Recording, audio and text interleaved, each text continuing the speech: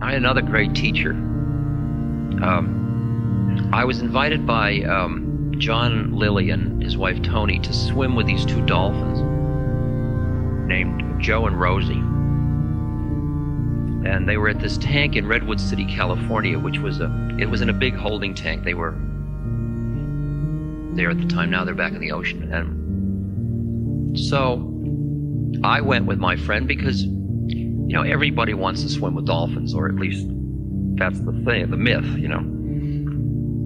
It was a very cold, gray day, and there were no wetsuits, so I put on my bathing suit, and I was standing by the tank, about to go in this cold water in a gray day, and I thought, what the hell am I doing here? I mean, I know you're supposed to want to swim with dolphins, but I don't know why I want to swim with dolphins. I mean, I forgot why, you know, I mean, in the heat of, do you want to swim with it? Oh, yeah, I want to swim with dolphins. But now here I was, and oh, well, all right. I mean, because everybody was standing around watching to see what Ram Dass was going to do with the dolphins. So whatever I did, I was going to have to smile. I knew that. See, so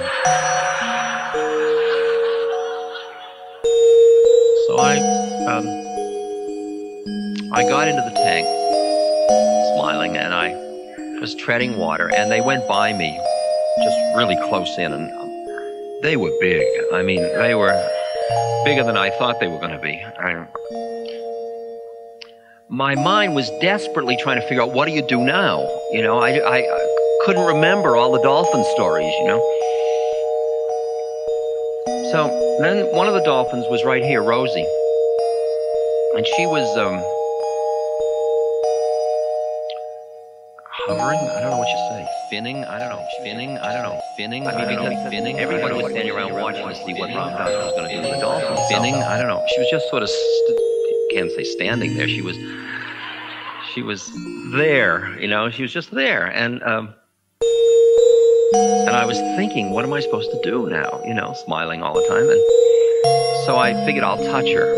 So I reached out and I touched her, expecting she'd swim away, because in my mind she was a big fish, and fish swim away when you touch them, you know? And she didn't move. And I ran my hand down her back, and the skin was so soft and so sweet to the touch, it made silk look like burlap. I feel like burlap.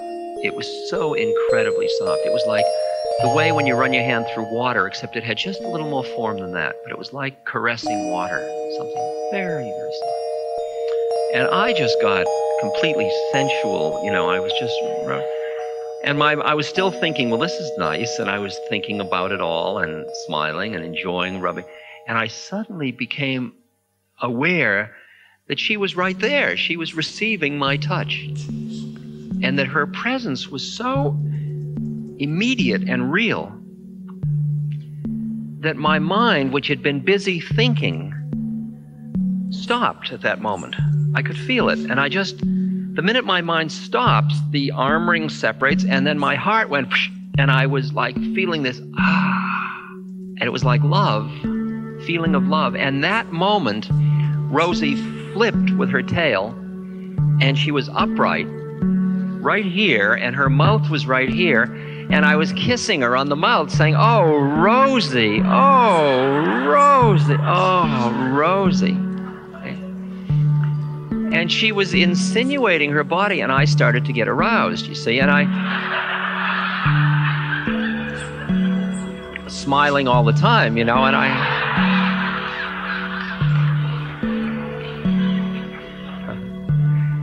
thought to myself, is this legal?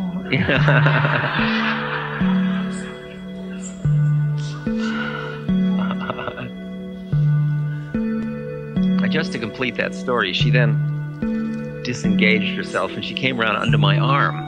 I thought, I think it would be fun to swim with her, and I grabbed her fin, but I didn't want to break it, so I didn't hold on to it, and she went down, and it slipped off, and kept doing that, and finally I thought I should put my hand around and hold her, but that's kind of coming on a little bit, but I'll do it anyway, and I did it, and she swam, and I figured it's bothering her, so I let go, and she immediately came under my arm again. She was like training me like you train a rat, you know, I mean, she was very patient till I quiet down, and so I grabbed hold, and we started to swim wildly through the tank. It was just like you would imagine it would be. And after a while, I thought, well, Rosie, see, I was just in ecstasy, and then the thought came, Rosie, you're a dolphin, but I gotta breathe, you know, I'm a human. And the minute the thought emerged, she came to the surface immediately.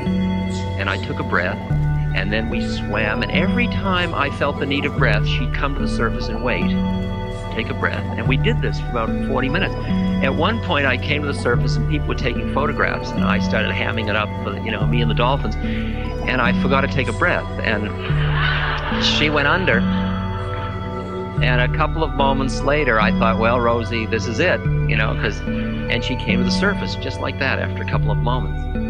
And at the end of 40 minutes, I was shaking with cold, but I didn't want to stop. It was so wonderful being in such communion with somebody. And then she shook me off and went and got Joe, and they nosed me over to the holding platform and out of the tank because they felt I'd had enough. And I felt like she had shown me that when I let go of when I went into that intuitive heart space, I could be with her.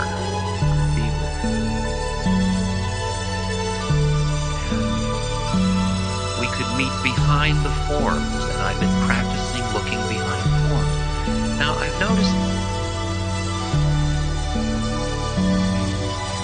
see, once I saw that my job wasn't to push away my incarnation, but to honor it, I started to look at my life to see how to honor it, how to be an impeccable incarnate. Like, what does it mean that I'm in this body? What does it mean that I'm an American? What does it mean that I'm part of an ecosystem? I mean, how can I express my concern about nuclear proliferation and the risk of it and the unconscionable paranoia that's rooted in it? How can I express that in a way that doesn't create more fear in the world? And yet I must make a statement because I'm part of an ecosystem. I can't walk away from it. And I looked at each part of my life. How do I make a statement about that I'm a member of a family, for example? And I started to realize that I must listen very carefully to hear what my part is on Earth, because each of us has a unique predicament. We are each packaged differently, and those packages aren't error. In fact, there are no errors in the whole game, I suggest to you. And so you listen to hear why you are in the unique predicament you are if there's no error.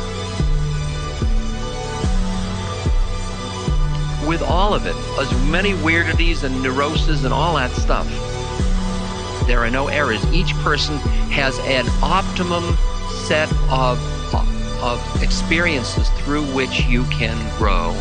From a spiritual point of view, from a psychological point of view, we all complain bitterly. I'll tell you about the spiritual entities. I mean, because everybody was standing around watching to see what Ram Dass was going to do with the dolphins, so I don't know why I want to swim with dolphins. I mean, I forgot why, you know, I mean,